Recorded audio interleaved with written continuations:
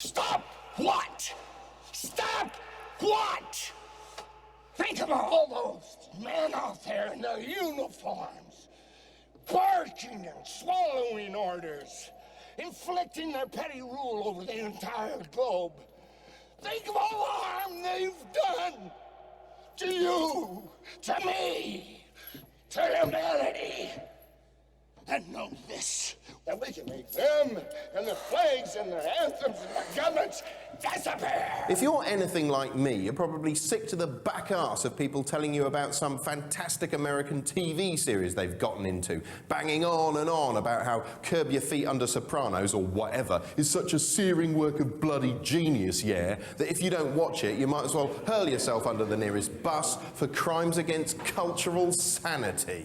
Trouble is, who has the time to watch all these searing works of bloody genius? There's just too many of them. You'd die of old age first with your brittle, wizened, disgusting old person's fingers desperately trying to open that 250-episode box set. Fortunately, there is a simple solution. Only watch one of them. The best one, which is, without a shadow of a doubt, The Wire. On the face of it, The Wire is a drama about a perpetual war of attrition between police and drug dealers on the streets of Baltimore. But simply calling it a cop show is a bit like calling The Godfather a film about a few dodgy Italians. The Wire isn't a simple good guys v bad guys caper. It expands beyond that, examining politics, institutions and society as a whole. It transcends its subject matter and indeed the confines of TV drama full stop to become an important, angry work of art. Yes, work of art, the television equivalent of an urgent epic novel. All of which makes it sound as piss dull as medicine, which it absolutely isn't. Go, go, Doctor, go!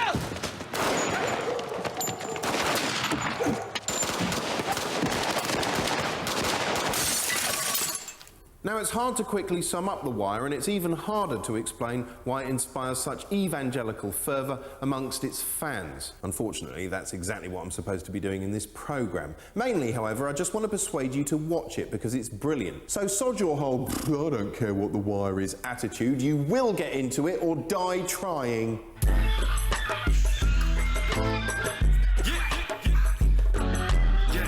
Jungle made of concrete and bricks, they make vacant buildings. Where the fiends get sick, the streets is where we eat and sleep. And you either live or you die like a piece of shit. It's the Baltimore suit, animals run wild. You can put your guns up or you can get gunned down. Where you don't really want to be the talk of the town. Hey, yeah, that's the color lawyer. It's the Baltimore suit.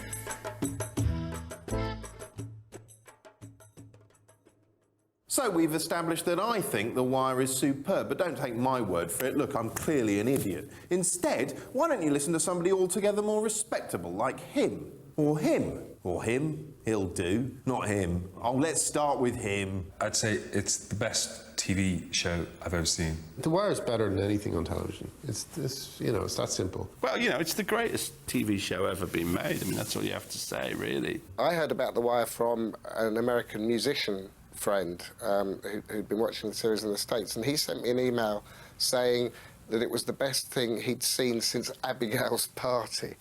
And that was a really intriguing recommendation to me because he was talking about the history of television.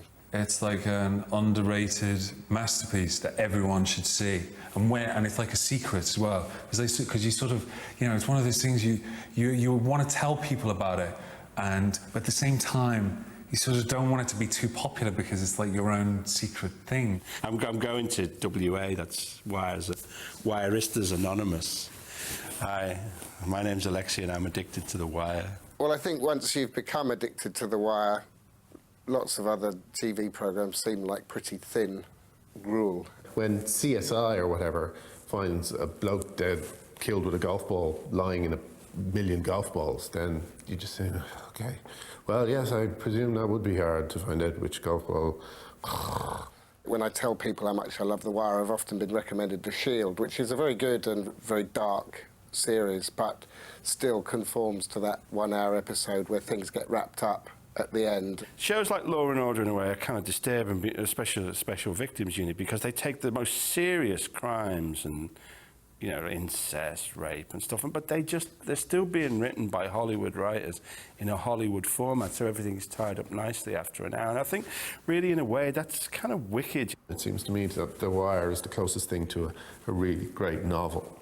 There's a kind of novelistic density to the programme that I think must come from people used to working at that length and with that kind of sort of 400 or 500 page ambition. TV hasn't even attempted to do what The Wire attempts to do, and attempting even the attempt to do what The Wire is doing is a kind of seismic shift in television that it's great. It's really exciting to be around for it, you know. As good as Abigail's Party or your money back.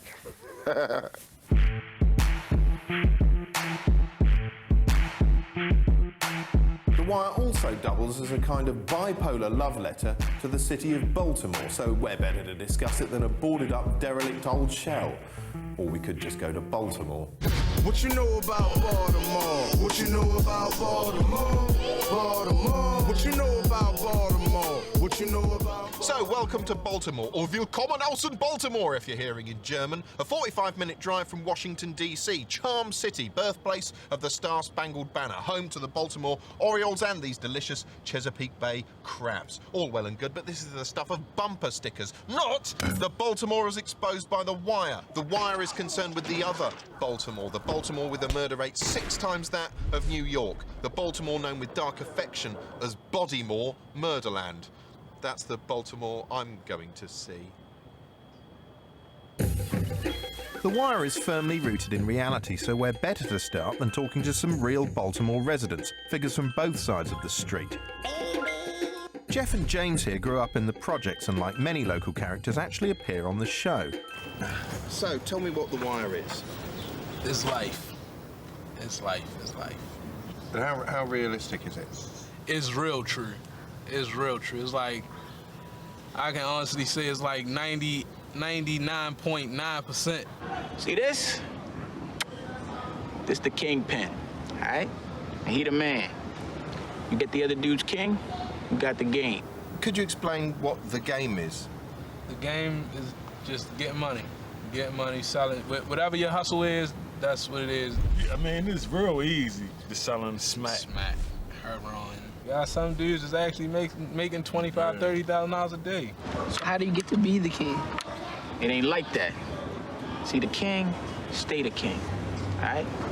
Then you got your homeboys is looking like, okay, getting a lot of money. We get ready to blow his head off.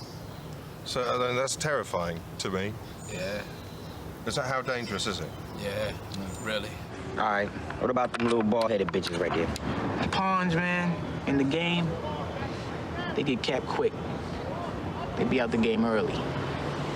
And this was a lifestyle that you were living, so, I mean, you were in the game. How did you get into it? I needed stuff. I wanted to live like a rock star before it was my time. Parents couldn't afford it, so I'm gonna do what I do. And what other options are there? I mean... None. Because when you're not old enough to work, or you have a criminal record, like a felony or something, it's like, there's no other option. As it stands now, we know that economics drives drugs. We need to find a more sound economic base for our young folk to participate in, find entry-level jobs, and give them an opportunity, a sense of hope, so they don't have to rely on the streets as their only means of support. Mostly every cop that I know that's male, like all our girls. Like the drug dealers, they got the girls, they like our girls. I mean, a cop would come because he like your girl with a fat ass and know you sell drugs and put all this effort into throwing you in jail just so he can get to her. I'm telling you serious shit. Hey, Jimmy. Call Nadine and tell her I called one and I'm out on the street. What do you think of the police on the show? There was one cop in season 4 who was going around sort of stealing stuff off the kids. Little motherfucker, you slinging? No, sir, swear to God. Hell, you ain't. How else you walking around with 200 in your pocket? My foster mother gave me that to buy school clothes with. Tell her to come down to the Western, and I'll give it back to her. Yeah. That's like real life. Taking their money, beating them up, breaking their fingers. Planting drugs on people. That's not sportsmanlike. No, it's not sportsmanlike. Go ahead, play that. We're the heavy guys. We're the guys that come in and throw the handcuffs on. But we must do more than that. We can't arrest our way out of this problem. Young folk are not a threat. We have to treat them as if they are a viable part of our community. And one of the things we have to do is show the other side of policing, and that we are about prevention, not just suppression. It's serious down here. It's hard down here. You can shoot and kill. I mean, I'm right here on this camera right now. I can get a beef for anybody behind this camera right now. Punch anybody in the mouth. They go get somebody. He'll come around the corner. I'm gonna be like a man. We gonna get the beef and the fussing. If stuff coming to the guns, he my cousin. We gonna pull out the guns. We gonna get the blasting. Y'all gonna be like, well, y'all shouldn't be in it because y'all here filming this. But that's how things is down here. You know what I'm saying? You gotta be very polite. Social skills is mandatory. Mandatory. Nah, man, no thanks. But you ain't gotta do nothing for it. No, thank you, man. And tell us about some of the things you've seen. Like kids, they coming out of the womb with guns, not bottles. They coming out with guns. What I mean by little kids is like between the ages of like 7 to like 15. Yeah. With guns at 7? Yeah, you say something to one of these little kids, there's no, I'm gonna get my big brother, I'm gonna go get my aunt or my father, I'm gonna get my gun. What sort of guns are we talking about? AK-47s, Uzis, 9s, Desert Eagles, 50 cals. It's like ridiculous. But it seems quite tranquil to me sitting here now. We can hear birds chirping and everything. But I mean, it's not particularly safe around here. It's 2 o'clock right now, and then it's fairly hot outside, so nobody really want to be out here. Come back at like maybe 6:30, 7 o'clock, you wouldn't even want to sit right here. For decades now, poverty, crime and drugs have ravaged the Baltimore projects, leaving a forgotten generation in their wake. The Wire highlights these problems, but it refuses to offer any trite solutions to them. Coming up. My tour of Baltimore continues, and I talk to some of the talent involved in this unique and complex show.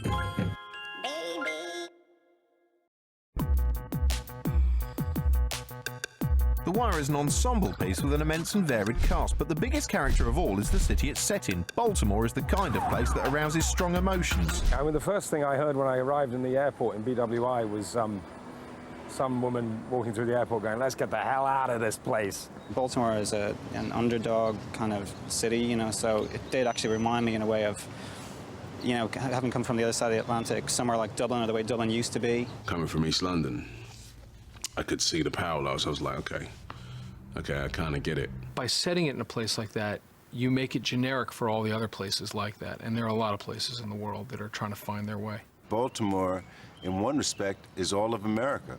When you look at The Wire from the beginning through the middle to the end, the issues that we are hitting on are issues that plague every inner city in America. Speaking of issues, the police in The Wire are riddled with them. Take booze-liking Jimmy McNulty, an obsessive, well-intentioned yet self-destructive cop who really ought to arrest himself. He's a sort of one-man Pogues gig played by Yorkshire's own Dominic West.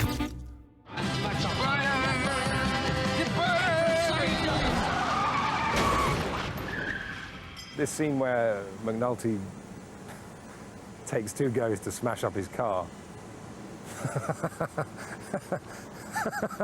It's a good scene.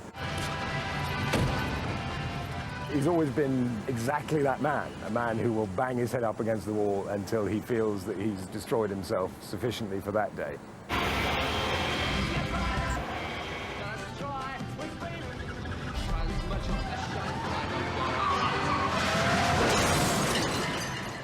The job will not save you, Jimmy. It won't make you whole, it won't fill your ass up. I don't know. A good case. Ends. They all end. Detective Lester Freeman is the yin to McNulty's yang, a pragmatic, methodical presence, unruffled, philosophical and perpetually suave. He's played by velvet-throated Clark Peters. I think in one respect we're cut from the same cloth in that we both want to do the right thing. Except he'll screw it up at every turn, and I'll try to get it right. We're good at this, Lester. In this town, we're as good as it gets. Natural police. Fuck yes, natural police. I think a lot of people like Lester, on both sides of the law. Yeah, police officers compliment Lester on doing the right thing and being the voice for those who want to do right. The gangsters say, man, you're just too cool, but we're gonna figure out a way to get around it. A chief figure on the other side of the law is drug lord Russell Stringer Bell, who you suspect would be equally at home on Wall Street as Crackpipe Crescent. He's played by Hackney-born Idris Elba. Stringer Bell, Idris Elba, he's uncanny. I need you to hit somebody. Murder ain't no thing. But this here's some assassination shit. I tell you, you getting somebody, you getting them. I ain't asking. Damn, Stringer, I don't know. Nigga, I gotta remind who the fuck you work for. Stringer Bell is just an amazing businessman who's just figured a way to sell drugs in a way that no one had thought of before. He's a drug dealer, but he goes to night school and learns about economics, and he's a businessman, you know? He works with a very old friend who's, a long-time partner who is completely different from him. You need a dead jackal type motherfucker basically to do some shit like that, not a rumble-tumble nigga like Slim. Well, he gotta go. Ah, you a fucking businessman. You wanna handle it like that. You don't wanna get all gangsta wild with it and shit, right? Stringer Bell's story is about his transformation, or his want to transform.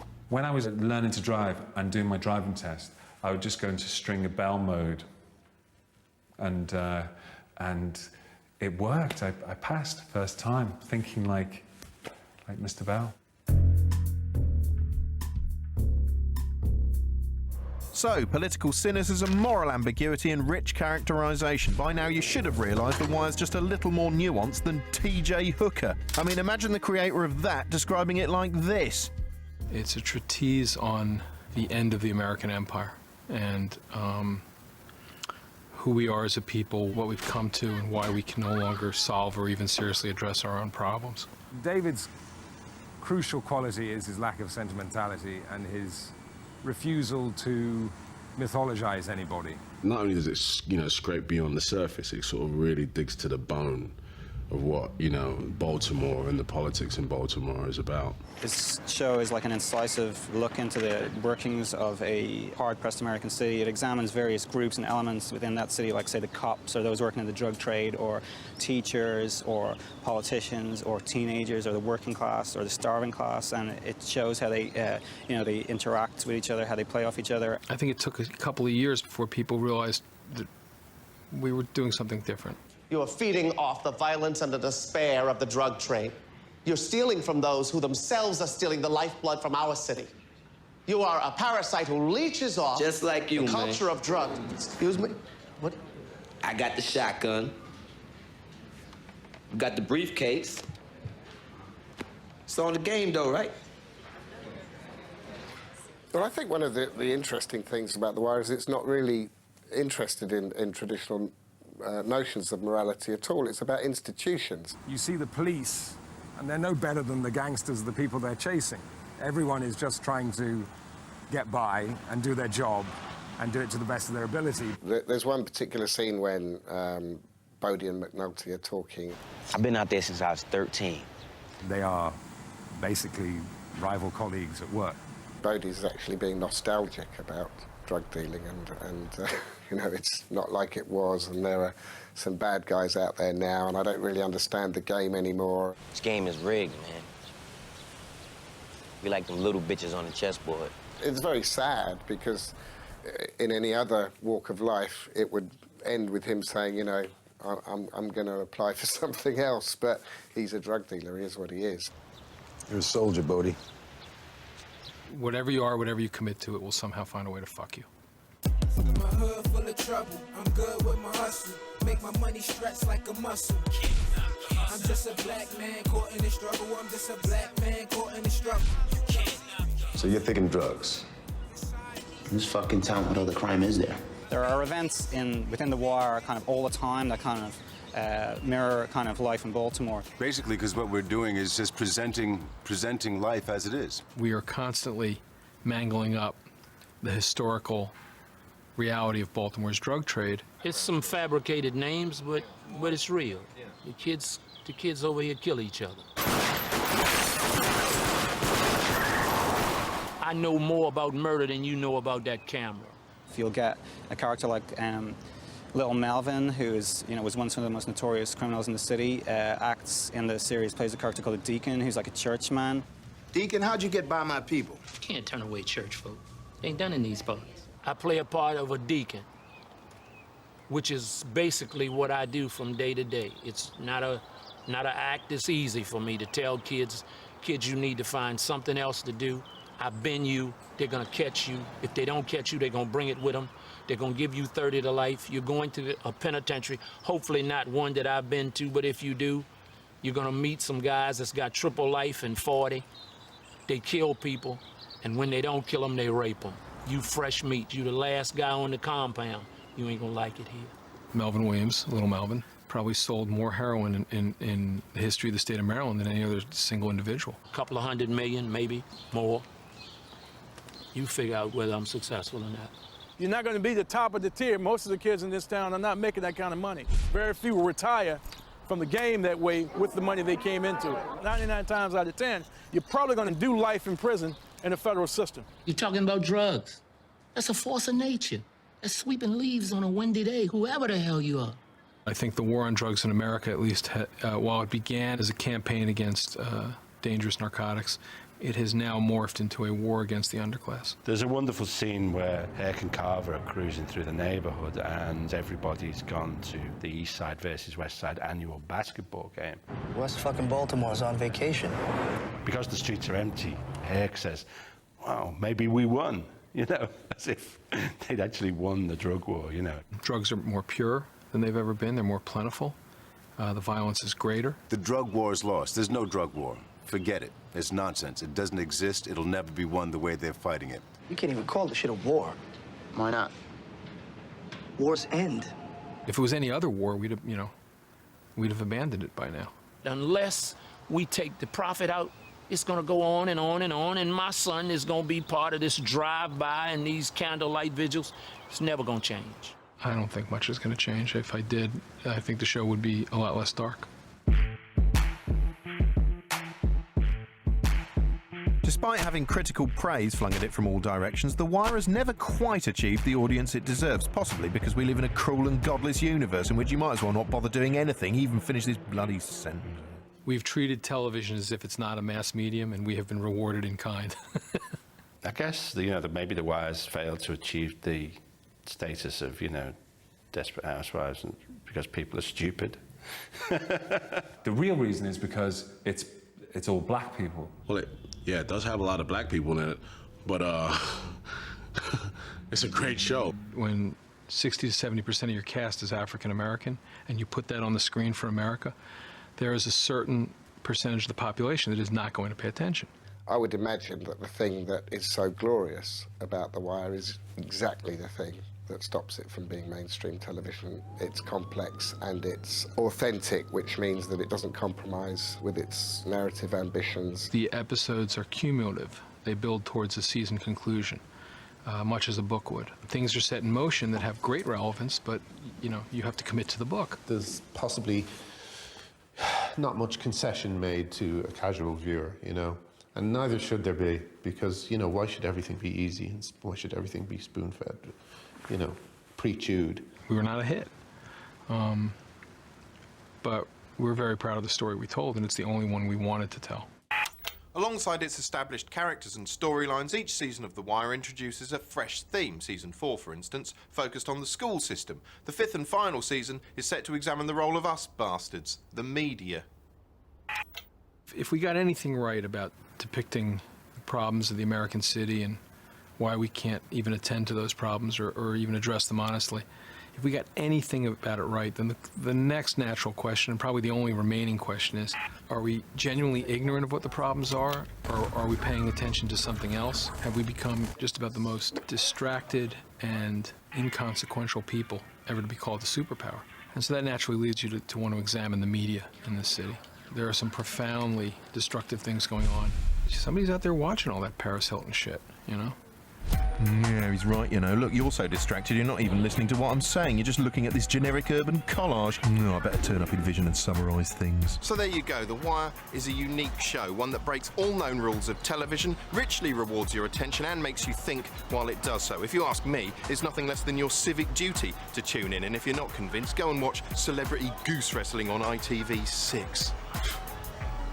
Top of the world. We from the land of piranhas, cameras on the corner. Watch what you say, your man's an informer. Watch who you play, just spent one day with him. But you ain't know they had the plague in them. For all the spots, all the blocks,